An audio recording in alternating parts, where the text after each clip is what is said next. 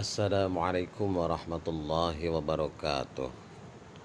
Selamat bertemu, selamat berjumpa kembali dengan channel saya. Terima kasih yang sudah menonton, sudah melihat, sudah like, subscribe, share, dan sudah komentar. Bagi yang belum, silahkan nanti bisa mengikuti terus channel dari kami. Para pemirsa yang dirahmati Allah, pada kesempatan ini saya akan menyampaikan bagaimana pandangan Al-Quran mengenai lautan. Ya, saya kutip dari Al-Manhaj, ya, nikmat lautan dalam perspektif fikih, yang ditulis oleh Ustadz Khalid Samhudi LC, dengan judul Nikmat Lautan dalam Perspektif Fikih. Mudah-mudahan ini bermanfaat khususnya bagi saya dan umumnya bagi para pemirsa di mana saja berada. Oke, kita langsung saja memulai pembicaraan kita mengenai laut, bahwa Allah Subhanahu wa taala telah memberikan seluruh yang ada di atas bumi ini digunakan untuk manusia sebagai bentuk anugerah dan karunia-Nya yang sangat besar dan luas. Allah Subhanahu wa taala berfirman di dalam Al-Qur'an surat Luqman ayat 20, A'udzubillahi minasyaitonirrajim. Alam taro annallaha syakhara lakum ma fis samawati wa ma fil ard wa asbaghu alaikum ni'amahu zahiratan wa batinah wa minan nasi man yujadilu fillahi bighairi ilm wala hudan wala kitabim munir. Tidakkah kamu perhatikan, sesungguhnya Allah menundukkan untuk kepentinganmu apa yang di langit dan apa yang di bumi, dan menyempurnakan untukmu nikmatnya lahir dan batin. Dan di antara manusia ada yang membantah tentang keesaan Allah tanpa ilmu pengetahuan atau petunjuk dan tanpa kitab yang memberi penerangan. Al-Quran surat Luqman ayat 20. Para pemirsa, di antara nikmat dan karunia Allah Subhanahu wa taala yang ada di muka bumi ini adalah lautan, yang Allah Subhanahu wa taala sifatkan dalam firman-Nya dalam surat An-Nahl ayat 14. Dan dialah Allah yang menundukkan lautan untukmu agar kamu dapat memakan daripadanya daging yang segar, yaitu ikan. Dan kamu mengeluarkan dari lautan itu perhiasan yang kamu pakai, dan kamu melihat bahtera berlayar padanya, dan supaya kamu mencari keuntungan dari karunia-Nya, dan supaya kamu bersyukur. Al-Quran surat An-Nahl ayat 14. Lautan memiliki urgensi dalam kehidupan manusia, di mana menjadi sarana berlayarnya kapal-kapal yang membawa manfaat bagi mereka.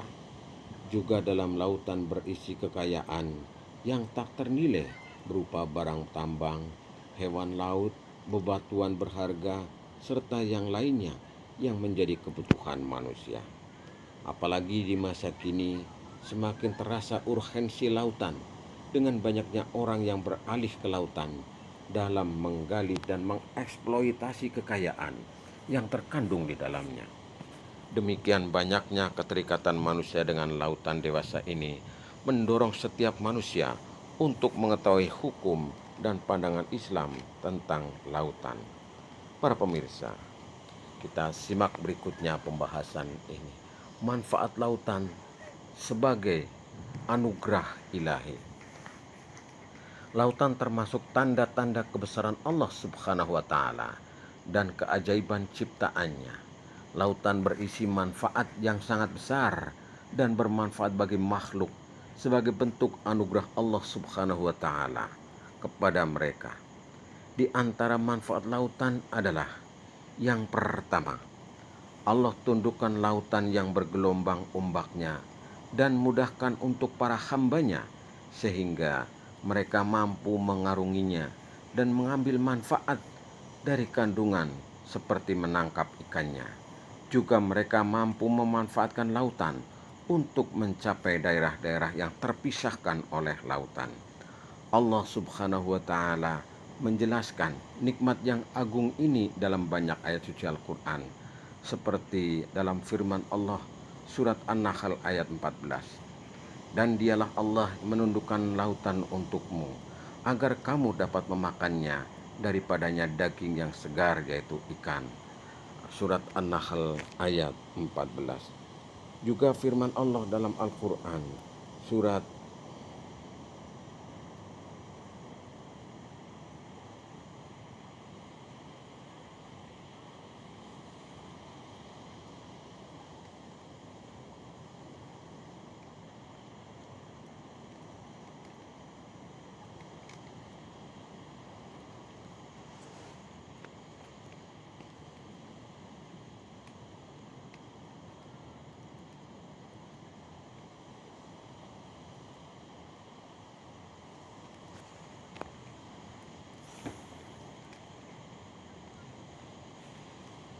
juga firman Allah dalam Al-Quran surat Yasin ayat 42. Juga firman Allah subhanahu wa ta'ala dalam surat Yasin ayat 41 dan 42. Dan suatu tanda kebesaran Allah yang besar bagi mereka adalah bahwa kami angkut keturunan mereka dalam bahtera yang penuh muatan, dan kami ciptakan untuk mereka yang akan mereka kendarai seperti bahtera itu.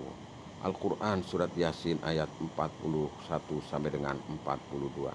Juga firman Allah subhanahu wa ta'ala dalam surat Al-Jasiyah ayat 12. Allah lah yang menundukkan lautan untukmu supaya kapal-kapal dapat berlayar padanya dengan seizinnya, dan supaya kamu dapat mencari karunia-Nya, dan mudah-mudahan kamu bersyukur. Di antara bentuk kemudahan yang Allah subhanahu wa ta'ala berikan di sini adalah Allah subhanahu wa ta'ala menahan air laut dengan kekuasaannya dan kehendaknya sehingga tidak melebihi bumi dan menenggelamkannya. Kemudian manfaat yang kedua lautan adalah Allah subhanahu wa ta'ala memberikan kemudahan bagi kapal-kapal untuk membelah ombak laut yang ganas. Dengan ujung depannya, kapal-kapal tersebut berlayar menerpa air dan mengambang di atasnya dengan beban berat yang dibawanya. Allah subhanahu wa ta'ala yang memberikan petunjuk kepada hamba-hambanya untuk membuat kapal-kapal dan membimbing mereka sebagai bentuk warisan dari Nabi Nuh alaihi salam, karena beliaulah orang yang pertama membuat perahu dan kapal dan menggunakannya.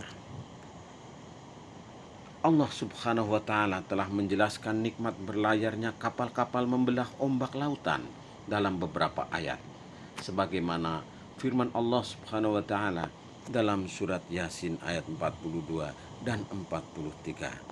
Dan kami ciptakan untuk mereka yang akan mereka kendarai seperti bahtera itu, dan jika kami menghendaki, niscaya kami menenggelamkannya, maka tiadalah bagi mereka penolong dan tidak pula mereka diselamatkan. Surat Yasin ayat 42 sampai dengan 43. Juga firman Allah subhanahu wa ta'ala dalam Al-Quran surat Ibrahim ayat 32. Dan Dia telah menundukkan bahtera bagimu supaya bahtera itu berlayar di lautan dengan kehendaknya, dan Dia telah menundukkan pula bagimu sungai-sungai. Al-Quran surah Ibrahim ayat 32.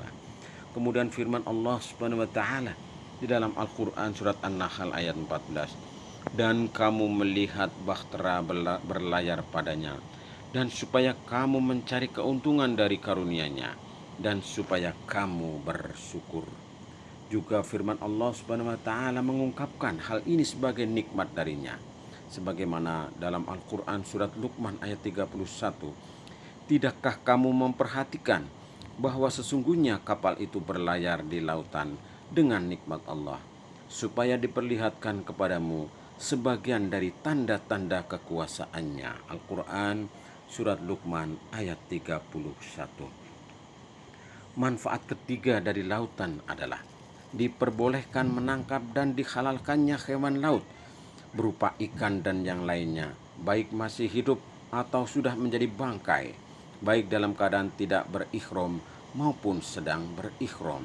Lihat tafsir Ibnu Katsir juz 4 halaman 480. Hal ini sejalan sebagaimana firman Allah Subhanahu wa taala dalam surah Al-Maidah ayat 96. Dihalalkan bagimu binatang buruan laut dan makanan yang berasal dari laut sebagai makanan yang lezat bagimu dan bagi orang-orang yang dalam perjalanan. Di antara anugerah Allah Subhanahu wa taala terhadap makhluk dengan lautan adalah Allah ciptakan di lautan daging segar dari ikan dan lainnya untuk dimakan. Disifatkannya dengan kata segar karena daging tersebut cepat rusak sehingga harus segera dimakan karena khawatir rusak. Demikian juga Allah Subhanahu wa taala jelaskan nikmat itu dalam beberapa ayat, antara lain dalam surat An-Nahl ayat 14. Dan dialah Allah menundukkan lautan untukmu agar kamu dapat memakan dagingnya, daging yang segar, yaitu ikan. Al-Quran surat An-Nahl ayat 14. Para pemirsa, kemudian yang keempat, manfaat dari laut adalah didapatkan dan dikeluarkannya isi lautan berupa perhiasan, dan telah disampaikan Allah Subhanahu wa taala tentang lautan ini dalam beberapa ayat. Di antaranya adalah dalam surat Ar-Rahman ayat 22. Dan keduanya keluar mutiara dan marjan. Dan juga pesan Allah dalam Al-Quran surat Fatir ayat 12. Dan dari masing-masing laut itu kamu dapat memakan daging yang segar, dan kamu dapat mengeluarkan perhiasan yang dapat kamu memakainya. Perhiasan yang dimaksud pada ayat ini mencakup mutiara, marjan, dan semua yang digunakan manusia untuk berhias dari kandungan lautan tersebut. Para pemirsa yang dirahmati Allah. Kemudian yang kelima, sarana mencari keutamaan Allah Subhanahu wa taala, yaitu dengan mengarungi lautan untuk berdagang, mencari keuntungan, dan seluruh tujuan manusia. Allah Subhanahu wa taala menghalalkan dan memudahkan manusia dengan nikmat ini, sebagaimana pesan Allah dalam Al-Quran surat An-Nahl ayat 14. Dan kamu melihat bahtera berlayar padanya, dan supaya kamu mencari keuntungan dari karunia-Nya, dan supaya kamu bersyukur. Al-Quran surat An-Nahl ayat 14. Maksudnya adalah agar kalian mengarungi lautan untuk berniaga dalam rangka mencari keuntungan dari karunia Allah Subhanahu wa taala. Apabila kalian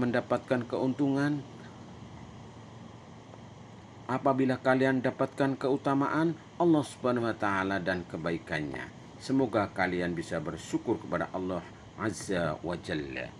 Allah Subhanahu wa taala mengulangi penjelasan nikmat ini dalam beberapa ayat suci Al-Qur'an, sebagaimana dalam surat Al-Baqarah Allah Subhanahu wa taala berfirman, bahtera yang berlayar di laut membawa apa yang berguna bagi manusia. Surat Al-Baqarah ayat 164. Juga dalam surat Al-Jasiyah ayat 12 Allah menyampaikan, Allah yang menundukkan lautan untukmu supaya kapal-kapal dapat berlayar padanya dengan seizinnya, dan supaya kamu dapat mencari karunia-Nya, dan mudah-mudahan kamu bersyukur. Al-Quran surat Al-Jasiyah ayat 12. Dan juga firman Allah Subhanahu wa taala dalam Al-Quran surat Al-Isra ayat 66, Rabbmu adalah yang melayarkan kapal-kapal di lautan untukmu agar kamu mencari sebagian dari karunia-Nya. Sesungguhnya Dia adalah Maha Penyayang terhadapmu. Al-Quran surat Al-Isra ayat 66. Dan juga pesan Allah Subhanahu wa taala, firman Allah dalam Al-Quran surat Ar-Rum ayat 49. Kapal dapat berlayar dengan perintahnya, dan juga supaya kamu dapat mencari karunia-Nya. Mudah-mudahan kamu bersyukur. Surat Ar-Rum ayat 49. Demikianlah anugerah Allah Subhanahu wa taala terhadap hamba-hambanya dengan lautan dan isi kandungannya yang telah dijelaskan dalam Al-Quran dan Sunnah Rasulullah Sallallahu Alaihi Wasallam.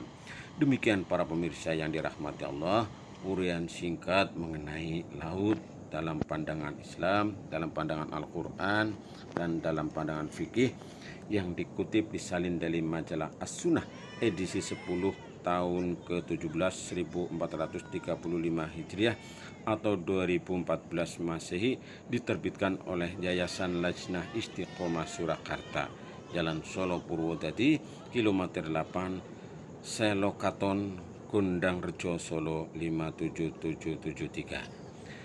Para pemirsa yang dirahmati Allah, demikianlah dan singkat mengenai laut. Semoga bermanfaat. Jangan lupa like, subscribe, komen, dan share. Terima kasih dan semoga bermanfaat. Assalamualaikum warahmatullahi wabarakatuh.